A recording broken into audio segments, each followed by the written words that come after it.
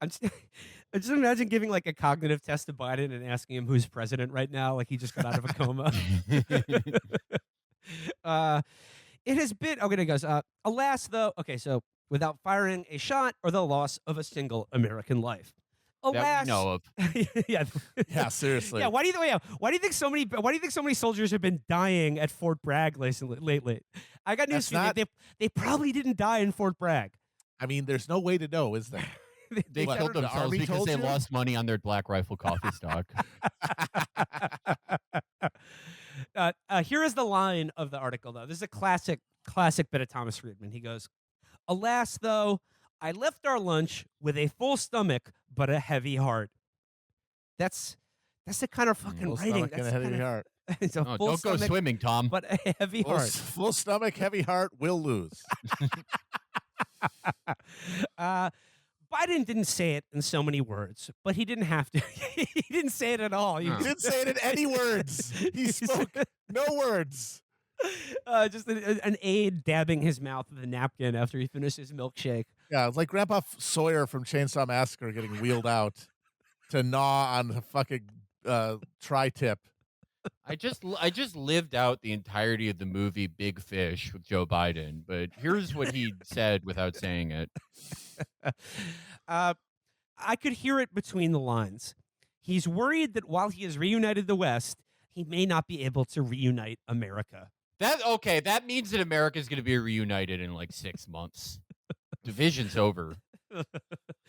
It's clearly his priority above any Build Back Better provision.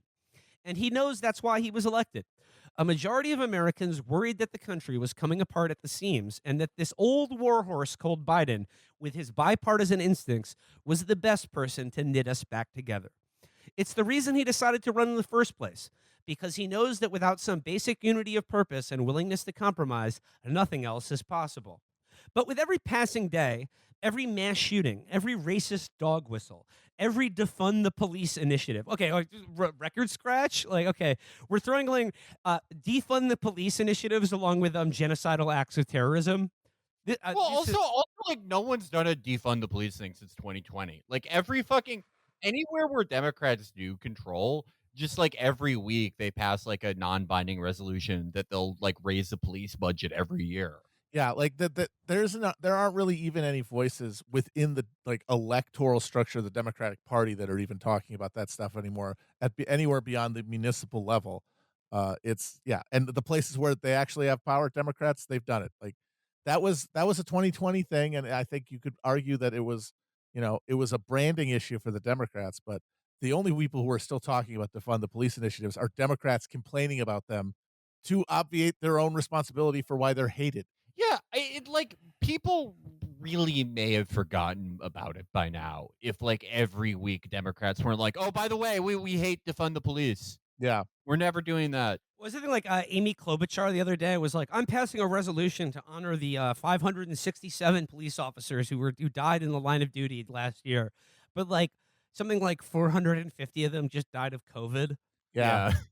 The rest of them like had heart attacks at Wendy's. So like, yeah, this is Thomas Friedman's sort of like laundry list of the things that are, rending America apart. So yeah, every mass shooting, every racist dog whistle, every defund the police initiative, every nation-sundering Supreme Court ruling, every speaker run off campus, every bogus claim of election fraud. I wonder if he can bring us back together. I wonder if it's too late.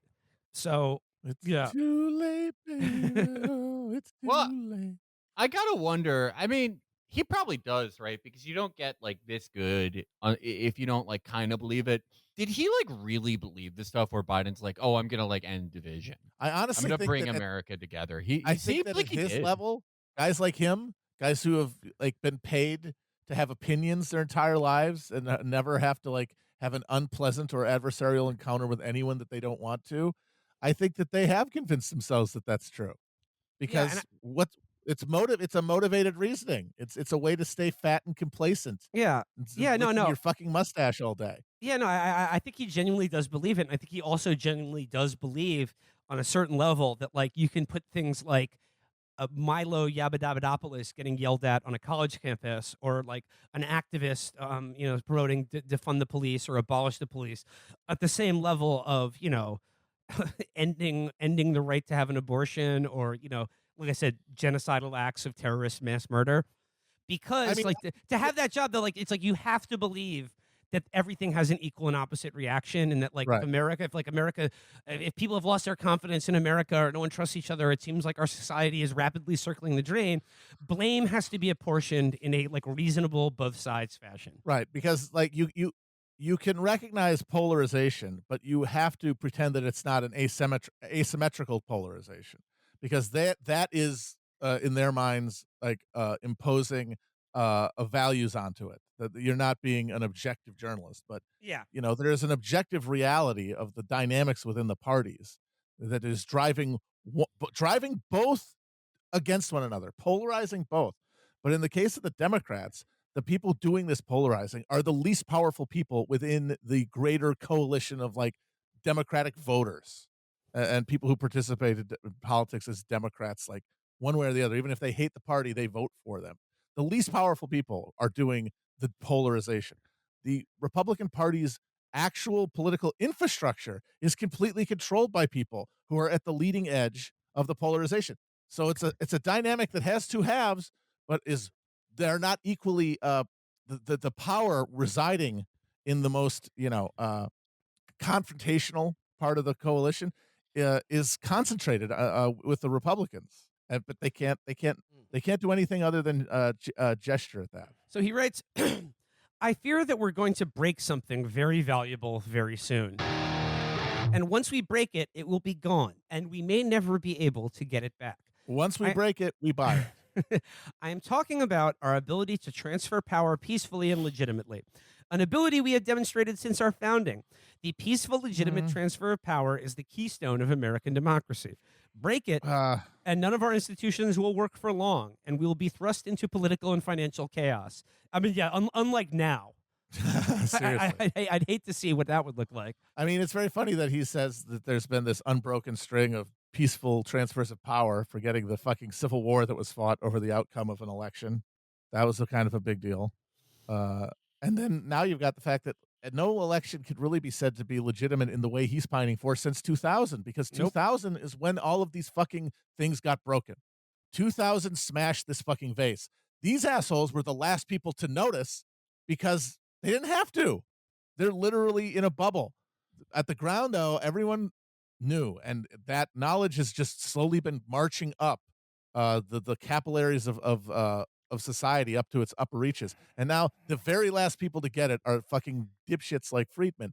But this has been knowledge on the street since 2000. That was like, yeah, you think that there's one way that we get a president elected, and we're going to just in front of you show, no, that's not what does it. And I think like that's probably like the exact same reason why for people like Friedman or like anyone who's been writing about like the Supreme Court recently, I think like they genuinely do believe that like the terrible thing about Roe v. Wade being overturned is not the like severe abridgment of human rights it would mean for like half of the country, but it's that like the anger generated at the Supreme Court, or like the loss of legitimacy. You're undermining our institutional legitimacy. Yeah. Whereas like the Supreme Court decision in Bush v. Gore, I mean, like I said, from that moment on, like that, yeah, if you didn't realize that the Supreme Court was illegitimate then yeah, like I mean, these people are catching up to it now, but it's the anger at the fact that we have a now more or less openly theocratic like judicial branch of the government. Like the reality of that, to people like Tom Friedman, who I'm sure is basically pro-choice and his personal beliefs in politics, is entirely secondary to the anger and the anger directed at the court, like not at like the ruling itself, but at the court as an institution in American life that like should not have the authority that it does.